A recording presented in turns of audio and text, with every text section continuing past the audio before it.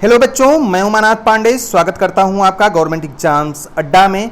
बच्चों, चाहे आपका कंपार्टमेंट आया हो, इम्प्रूवमेंट एग्ज़ाम देना हो, आप किसी भी क्लास के बच्चे हों, रेगुलर पढ़ रहे हों, प्राइवेट हों, 2021 में क्या होने वाला है, सीबीएसई कौन सा पैटर्न फॉलो करेगी, बहुत सारे एग्ज़ाम्स कब कंडक्ट करवाए जाएंगे, ये सारी जानकारी आपको इस वीडियो में मिलने वाली है। तो वीडियो को पूरा देखना बनता है। अगर आपने मिस किया तो शायद आप इससे वंचित रह जाएंगे।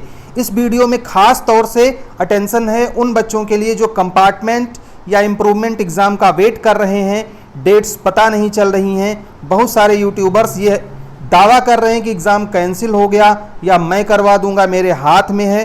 तो बच्चों, ये वीडियो आपके लिए है और इस वीडियो से उन लोगों को तगड़ा झटका लगने वाला है जिन्होंने अभी तक अपनी पढ़ाई स्टार्ट नहीं की है। बार बार कहता रहा हूं कि आप पढ़ाई स्टार्ट कर दीजिए, क्योंकि सीबीएसई एक प्रोसीजर पे चलती है, एक फॉलो करती है पैटर्न, उसको यूट्यूबर्स के कहने से चेंज नहीं करती। तो मैं बच्चों बता दूं, एक वेबिनार आयोजित हुआ था 24 जुलाई 2020 को। वेबिनार क्या होता है अगर आपको नहीं पता है तो आप इंटरनेट पे सर्च कर लीजिएगा। ऐसे समझ लो, इंटरनेट पर होने वाला सेमिनार वेबिनार कहलाता है। इसमें ये ऑर्गेनाइज किया था NPSC, national progressive schools conference. ये एक ऑर्गेनाइजेशन है, इसके द्वारा किया गया था ऑर्गेनाइज। और इसमें आया कौन था, रिसोर्स पर्सन कौन था? डॉक्टर संयम भारद्वाज, जो कि परीक्षा नियंत्रक हैं सीबीएसई के। तो जाहिर सी बात है, उससे रिलेटेड बहुत सारी चीज़ें आपको जानने को मिलेंगी। और टॉपिक ही था रीअसेसिंग असेसमेंट्स न्यू अल्टरनेटिव्स, कि असेसमेंट की जो भी हमारे असेसमेंट्स होने वाले हैं उसके बारे में हम क्या सोच रहे हैं और हमारे पास न्यू अल्टरनेटिव्स क्या क्या हैं। यहाँ पर जो वेलकम स्पीच हुआ डॉक्टर मालिनी नारायणन, जो कि चेयरपर्सन है एनपीएससी की, उनके द्वारा हुआ। उसके बाद में जो मेन स्पीच हुआ डॉक्टर संयम भारद्वाज के द्वारा हुआ, और उसके मेन पॉइंट्स यहाँ पर दिए गए हैं कि डॉक्टर संयम भारद्वाज ने क्या क्या कहा है, और वो 6-7 पॉइंट में यहाँ पर देखने को आपको मिलेगा। तो इससे पहले कि हम एग्ज़ाम की डेट्स बताएं कि कब फॉर्म आने वाला है कंपार्टमेंट का, कब इम्प्रूवमेंट का, कब एग्ज़ाम्स होंगे, हम इनके द्वारा कही गई बातों को सुन लेते हैं, क्योंकि बहुत इंपॉर्टेंट बातें आपने कही हैं। इन्होंने सभी का धन्यवाद दिया, जितने इवेल्युएटर्स थे, हेड एग्जामिनर्स थे, और जो भी सीएनएस थे, प्रिपरेशन कर रहे थे रिजल्ट का, क्लास 10th और 12th का। उसके बाद में स्टैंडर्ड ऑपरेशन प्रोसीजर, जिसको हम एसओपी के नाम से जानते हैं, या जो भी और इसके साथ में सर्कुलर्स आती हैं, उसके अलावा जो हेड थे उन सभी लोगों को ये चीज़ें प्रोवाइड की गई।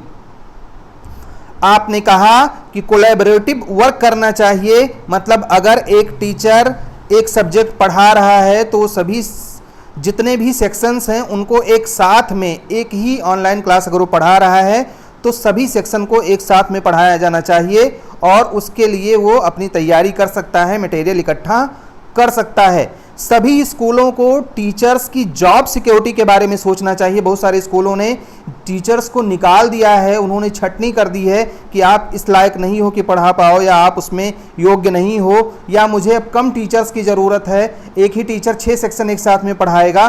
तो बहुत सारे टीचर्स को निकाला गया है, इसके लिए आपने यहाँ पे कहा है। बच्चों, ये जानना आपके लिए ज़रूरी ना भी हो, लेकिन फिर भी आप जान लीजिए, क्योंकि इसके बाद हम आप ही के उस मेन पॉइंट पे आने वाले हैं।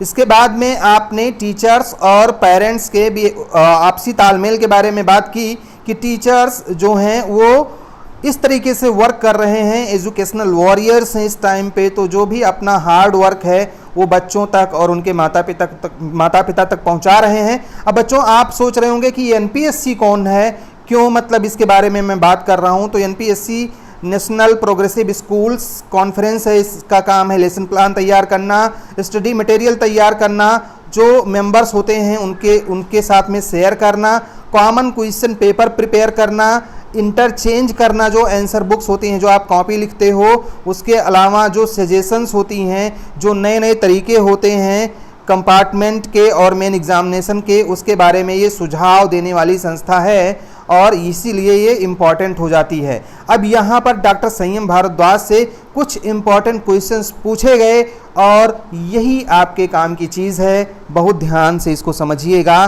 पहला क्वेश्चन आपसे पूछा गया, what is the standardised pattern regarding assessment for the session 2021, कि 2021 का स्टैंडर्ड पैटर्न असेसमेंट का क्या होने वाला है। आपने जवाब देते हुए कहा कि जो भी प्रोसेस, जो भी चेंजेस हम करते हैं वो उसमें लगभग 5 साल का टाइम लगता है, तो इसीलिए हम धीरे धीरे सस्टेनेबल सॉल्यूशन चाह रहे हैं कि हम इन चीज़ों को मेंटेन रखते हुए अपने इस परिणाम को प्राप्त करें और धीरे धीरे ये चेंजेस आएंगी। जो भी इस साल का असेसमेंट होगा या तो टीचर्स करेंगे या मशीन के द्वारा करवाया जाएगा, इसके बारे में हम बाद में डिसाइड करेंगे। अब आ गया वो क्वेश्चन जिसका आपको इंतजार था, when will the compartment exam improvement exam be conducted, कि कंपार्टमेंट और इम्प्रूवमेंट एग्जाम कब कंडक्ट करवाया जाएगा। ध्यान से समझना, इन्होंने कहा है exams will be conducted by the end of September. बच्चों जो पीडीएफ मुझे मिला था बहुत अच्छी क्वालिटी का मुझे नहीं मिल पाया, तो स्क्रीनशॉट से मैं ये वीडियो बना रहा हूँ, इसीलिए थोड़ा सा हाई क्वालिटी में वीडियो को देखिएगा तो आपके समझ में आएगा ये सारी चीज़ें। इन्होंने कहा है कि जो भी एग्ज़ाम्स होंगे कंपार्टमेंट के वो सितंबर लास्ट में करवाए जाएंगे। ध्यान से सुन लेना बच्चों, सितंबर लास्ट में आपका कंपार्टमेंट एग्ज़ाम होने वाला है। ये बात अब क्लियर हो गई है। डॉक्टर संयम भारद्वाज ने कहा है, आपने यहाँ कहा है कि जो कंपार्टमेंट एग्ज़ाम की डेट शीट है वो हम जल्दी ही ड्राफ्ट कर लेंगे और डिक्लेयर कर देंगे। उसके साथ में जो रेगुलर बच्चों की डेट शीट है उसके बारे में भी हम वर्क कर रहे हैं। तो जो भी डिसीज़न होगा वो डिसीज़न लेते टाइम हम जो कोविड-19 है उनके इस चीज़ को ध्यान रखेंगे, और जो ये डिसीज़न होगा वो लेटेस्ट बाय 10 अगस्त 2020 ले लिया जाएगा, यानी कि 10 अगस्त तक हर हाल में डिसीज़न ले लिया जाएगा। और जो आपके कंपार्टमेंट एग्ज़ाम्स होंगे बच्चों सितंबर लास्ट में होंगे। फिर से सुन लो, 10 अगस्त तक डिसीज़न लेकर के डेट शीट आ जाएगी। आप सभी लोगों का कंपार्टमेंट एग्ज़ाम सितंबर लास्ट तक होना है, ये बात डॉक्टर संयम भारद्वाज ने कही है। तो अभी से तैयारी में लग जाओ, एग्ज़ाम कैंसिल करवाने के चक्कर में अपनी पढ़ाई बर्बाद मत करना। एग्ज़ाम कैंसिल हो जाएगा तो पढ़ाई कहीं आपकी बेकार नहीं जाएगी। अभी एग्ज़ाम होना है ये मान करके तैयारी करते रहिए। आपसे पूछा गया था क्वेश्चन नंबर 3 कि सैंपल क्वेश्चन पेपर इस साल कब रिलीज़ किए जाएंगे बोर्ड एग्ज़ाम के। तो आपने कहा कि डॉक्टर जोसेफ इस मेथडोलॉजी पर काम कर रहे हैं और जल्द ही हम सैंपल क्वेश्चन पेपर तैयार कर लेंगे और आपके साथ में इसको हम शेयर करेंगे। डाउटनेट पर होगा अब आपके सभी मैथ्स, फिजिक्स, केमिस्ट्री और बायोलॉजी डाउट्स का सफाया। बस अपने क्वेश्चन की फोटो खींचे, क्रॉप करें और सबमिट करें। 3 सेकंड के अंदर पाए उसका वीडियो सॉल्यूशन। क्लास 6 से क्लास 12 एवं नीट, आईआईटी, जेई मेंस और एडवांस लेवल तक आज ही डाउनलोड करें Doubtnut app. Link video description में। डाउट हो तो डाउट नट करो। अगला इंपॉर्टेंट क्वेश्चन है, how will the practical exams of class 12 will be conducted. Class 12 के प्रैक्टिकल एग्जाम इस बार कब होंगे। थोड़ा सा ये बहुत ब्लर हो गया है, बहुत अच्छा हमको स्क्रीनशॉट नहीं मिल पाया, तो इन्होंने कहा instead of practical exam student can be assigned project. कह रहे हैं कि प्रैक्टिकल एग्जाम तो होंगे ही, उसके अलावा हम आपको project work, model paper, activity in सब के द्वारा भी इवेल्युएशन करके हम ये प्रैक्टिकल एग्जाम्स करवा सकते हैं, क्योंकि ये एक्सेप्शनल ईयर है। इसमें लिखा हुआ है as this is the exceptional year. ये हमारे लिए एक अपवाद वाला साल रहा है, इसलिए अगर प्रैक्टिकल एग्ज़ाम हम नहीं भी करवा पाए तो हम क्या क्या करवाएंगे, ध्यान से सुन लेना बच्चों। प्रैक्टिकल एग्ज़ाम 12th का, प्रोजेक्ट वर्क, मॉडल, एक्टिविटी, इन सब के आधार पर आप लोगों का इवैल्यूएशन इस साल हो सकता है कि प्रैक्टिकल एग्ज़ाम्स कंडक्ट ना करवाए जाएं, ये भी आपने कहा है। इसके बाद में कौन सा इंपॉर्टेंट क्वेश्चन है वो भी देख लीजिए। ये लिखा हुआ है, will this academic session be given a push leading to exams being conducted in March और April instead of February given the delay in beginning in the academic session 2020-21। आपसे पूछा गया है कि क्या इस साल जो डिले हो गया है एकेडमिक सेशन 2020-21 का, उसकी वजह से मार्च या अप्रैल में एग्ज़ाम होगा फरवरी की बजाय, कि मतलब जो एग्ज़ाम फरवरी में हो जाता था क्या अब वो मार्च अप्रैल में होगा, क्योंकि सेशन डिले हो गया है। तो यहाँ पर लिखा हुआ है, आपने जवाब दिया है there will be no push. कह रहे हैं कि हम उसको आगे नहीं बढ़ाएंगे as the admissions of the students to higher courses and universities would also be delayed. कह रहे हैं कि अगर हम उसको डिले करेंगे तो अगले साल फिर से डिले हो जाएगा, तो जो भी ड्राफ्ट डेट शीट होगा, तो आपने कहा है कि जो क्लास 10th और 12th की डेट शीट है वो अब की बार हम जल्दी जारी करेंगे ताकि बच्चे अपनी तैयारी जल्दी शुरू कर सकें और इसका ड्राफ्ट जल्दी ही तैयार हो जाएगा। मतलब आपके एग्ज़ाम्स फरवरी में ही होंगे, बोर्ड इसको मार्च या अप्रैल में नहीं करने जा रहा है ताकि अगले साल का भी सेशन लेट ना हो। ये बात डॉक्टर संयम भारद्वाज ने कही है। उसके बाद में लिखा हुआ है how to assess class 10th and 12th CWSN students. कह रहे हैं कि CWSN स्टूडेंट्स को किस तरीके से असेस किया जाएगा 10th और 12th के। तो इन्होंने कहा है कि जो ओल्ड पॉलिसीज़ थी, जो पुराने नियम थे, उसी के आधार पे हम ऐसा करेंगे। आपसे पूछा गया है कि अप्लाइड मैथमेटिक्स क्या है और क्लास 11th में ये किस तरीके से आएगा। तो इन्होंने कहा है कि जो अप्लाइड मैथमेटिक्स है वो स्किल सब्जेक्ट से हटा दिया गया है और अब इसको हम एकेडमिक सब्जेक्ट मानेंगे। ये ठीक उसी तरीके से है जैसे बेसिक और स्टैंडर्ड मैथ्स था क्लास 10th में, और इस तरीके से पेरेंट्स और स्टूडेंट्स को इसके बारे में, इसको चुनने के बारे में ध्यानपूर्वक निर्णय लेना चाहिए। और जो भी उनको फ्यूचर में स्टडी करनी है तो वो ये निर्णय ले सकते हैं कि हमको अप्लाइड मैथ लेना है या जो भी चीज़ें लेनी है उसको ध्यानपूर्वक चुन सकते हैं। फिर आपसे पूछा गया कि जो स्कूल्स हैं क्या सभी लोगों को अफिलेशन दिया गया है, मतलब अप्लाइड मैथ्स के लिए जहाँ पे सब्जेक्ट नहीं था, क्या सभी स्कूल में सब्जेक्ट पहुँच गया है। तो आपने कहा है कि जो बच्चे बेसिक मैथ्स लिए थे क्लास 10th में, वो बच्चे अब क्लास 11th में मैथ्स ले सकते हैं। मतलब कौन सा मैथ्स? Applied mathematics. इसके बाद में एक क्वेश्चन और पूछा गया है कि मेरिट लिस्ट किस तरीके से प्रिपेयर हुई है। तो आपसे पूछा गया है मेरिट लिस्ट किस तरीके से प्रिपेयर हुई है। आपने कहा है कि जो मेन सब्जेक्ट हैं 5 सब्जेक्ट उनको कंसीडर किया जाना चाहिए, जो 6वां सब्जेक्ट है उसको हम ऐड नहीं करेंगे। इसके बाद में क्वेश्चन पूछा गया है 9वां कि कब अप्लाइड मैथ्स की बुक्स कब तक आ जाएंगी, इसके बारे में क्वेश्चन पूछा गया है। तो यहाँ पर आपने कहा है कि इस टाइम ये उत्तर दे पाना मुश्किल है कि कब आ जाएंगी, लेकिन हम इसको जितना जल्दी संभव हो सकता है उतना जल्दी रिलीज़ करने का प्रयास करेंगे। उसके बाद में है कि कब रजिस्ट्रेशन प्रोसेस शुरू होगा 9th और 11th का। तो आपने कहा है कि सर्कुलर बुक जो होगी विथ स्टैंडर्ड ऑपरेशन प्रोसीजर के द्वारा ये हम प्रोवाइड कर देंगे, जल्द ही अपलोड कर दी जाएगी। और जो लिंक होगी वो स्कूल्स को भेज दी जाएगी और स्कूल्स को बच्चों की फ़ोटो कलेक्ट करने के लिए पर्याप्त टाइम दिया जाएगा। ये इम्पॉर्टेंट बात आपने कही है। उसके बाद में आपसे क्वेश्चन पूछा गया फिर से कंपार्टमेंट एग्ज़ाम के लिए कि देखिए what will be the modality for the compartment exam. Compartment exam की मॉडलिटी क्या होगी?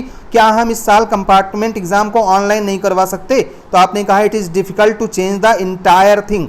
हम इस साल सारी चीज़ों को नहीं बदल सकते। हम we can bring changes slowly. हम चेंज को स्लोली, मतलब जो भी परिवर्तन करेंगे धीरे धीरे करेंगे।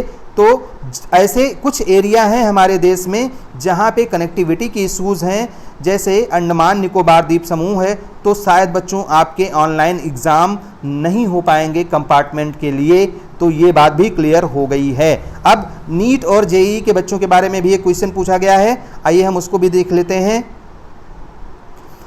आपसे क्वेश्चन पूछा गया है कि क्या ये संभव है कि बोर्ड एग्जाम को भी जेईई नीट के तरीके से कंडक्ट करवा लिया जाए ब्लूम टैक्सोनॉमी का यूज़ करते हुए। बच्चों ब्लूम टैक्सोनॉमी आप लोग नहीं जानते होंगे क्योंकि ये टीचर्स की बात है। तो ब्लूम ने एक टैक्सोनॉमी दी थी कि किस तरीके से हम स्टेप बाय स्टेप मतलब अपनी अंडरस्टैंडिंग लेवल को बढ़ाते हुए पढ़ सकते हैं। तो उन्होंने कहा है कि जैसे कि टीचर्स इस साल बहुत अच्छे से होमवर्क नहीं दे पाए हैं पेन पेपर। इसका उत्तर देते हुए डॉक्टर संयम भारद्वाज ने कहा है कि हाँ, हम इसकी प्लानिंग कर रहे हैं कंपार्टमेंट एग्ज़ाम कंडक्ट करवाने के लिए। मतलब जिस तरीके से ब्लूम टैक्सोनॉमी का यूज़ हम कर सकते हैं उस तरीके से जो जेईई और नीट के एग्जामिनेशंस हो रहे हैं उस तरीके से हम इसको अप्लाई कर सकते हैं कंपार्टमेंट एग्ज़ाम में। और इसको इस तरीके से हम ऑर्गेनाइज करेंगे 2020-21 में कंपार्टमेंट एग्ज़ाम की जो OMR सीट्स के द्वारा, ध्यान से सुनना बच्चों, OMR सीट्स के द्वारा हम इसका असेसमेंट कर सकें। मतलब कि अब की बार आपका जो क्वेश्चन पेपर हो सकता है उसमें जो आपको आंसर देना है वो OMR बेस्ड हो सकता है। आपसे क्वेश्चन पूछा गया था, मैं फिर से दिखा देता हूं एक बार, कि आपसे क्वेश्चन पूछा गया था कि क्या हम एग्ज़ाम्स को जेईई और नीट के तरीके से कंडक्ट करवा सकते हैं। ब्लूम टेक्सोनॉमी का यूज़ करते हुए, क्योंकि टीचर्स को बहुत ज़्यादा टाइम नहीं मिला है, तो आपने कहा है इसका आंसर देते हुए कि हाँ, हम इसको कंडक्ट करवाने के बारे में सोच रहे हैं इसी तरीके से, और ये हम लागू करेंगे कंपार्टमेंट एग्ज़ाम में। और अब की बार जो आपका असेसमेंट होगा OMR सीट्स के माध्यम से होगा, यानी गोले भरने वाले क्वेश्चंस आ सकते हैं, और आपका जो क्वेश्चन पेपर है वो ऑब्जेक्टिव टाइप का भी बन सकता है। बच्चों तैयार रहना इस चीज़ के लिए। हालांकि इसके बारे में डिटेल में 10 अगस्त को आपको सूचना क्लियरली मिलेगी। उसके बाद में कहा गया है can we expect further reduction in syllabus या रिवीजन इन करिकुलम, क्या हम करिकुलम रिवीजन के लिए फिर से तैयार रहें या सिलेबस और कम होगा। आपने कहा है कि अगर सिचुएशन और ज़्यादा खराब होती है और हमको इसकी आवश्यकता होती है तो हम ऐसा अवश्य कर सकते हैं। इसके बारे में फिर अगला क्वेश्चन पूछा गया कि क्या हम सैंपल क्वेश्चन पेपर 15 अगस्त तक सोच सकते हैं कि 15 अगस्त तक आ जाएगा, ऐसा पूछा गया है। तो इन्होंने कहा है कि मैंने डॉक्टर जोसेफ से कहा है कि इसको जल्दी से जल्दी तैयार कर लीजिए। न्यू डिज़ाइन इस साल तैयार हो रही है ओल्ड क्वेश्चन को लेते हुए, मतलब क्वेश्चंस ओल्ड तरीके से पूछे जाएंगे लेकिन क्वेश्चन पेपर की डिज़ाइन न्यू होने वाली है। इसके अलावा आपसे क्वेश्चन पूछा गया है कि क्या CBSE एक एक्सटर्नल एग्जामिनर भेजेगा सब्जेक्ट्स के लिए, जैसे पॉलिटिकल साइंस है, जहाँ पे मतलब जहाँ पे ऐसे सब्जेक्ट जहाँ पे सिर्फ प्रोजेक्ट वर्क होना है। तो इसके बारे में आपने कहा है कि इसके बारे में हमारा कोई विचार नहीं है, हम आप पर विश्वास करते हैं, मतलब जो नंबर आप स्कूल वाले दे दोगे उस पर हम विश्वास करते हैं। और बच्चे 30 में से 30 पा जा रहे हैं इवन आफ्टर सेंडिंग एग्जामिनर, मतलब अगर हम एग्जामिनर भेज भी रहे हैं तब भी बच्चे 30 में से 30 पा रहे हैं। तो जो नंबर आप दे दोगे उसी नंबर पे हम विश्वास करेंगे। इसके बाद में ये वेबिनार खत्म हो गया। इसके बाद में कोट ऑफ थैंक्स दिया गया by doctor Anju, vice chairperson है जो कि NPSC की। तो बच्चों इस वेबिनार में बहुत सारी इंपॉर्टेंट इंफॉर्मेशन मिली है। जाहिर सी बात है ये आपके काम में आने वाली है, ये कहीं से भी फेक नहीं है बच्चों, एकदम 100% सही है। इसको आपको सही मान करके चलना है। बाकी आपकी जिम्मेदारी, हमारी तरफ से आपके उज्जवल भविष्य की ढेर सारी शुभकामनाएं। अगर वीडियो अच्छा लगा होगा तो इसी तरीके की अपडेट्स पाने के लिए चैनल को सब्सक्राइब करना मत भूलना। और अगर आपको कंपार्टमेंट एग्जाम के लिए सपोर्ट मटेरियल चाहिए तो हमसे जुड़ जाइए। कैसे जुड़ना है इसका लिंक और इसकी जानकारी वीडियो के डिस्क्रिप्शन में दी गई है। Thank you, all the best, have a nice day.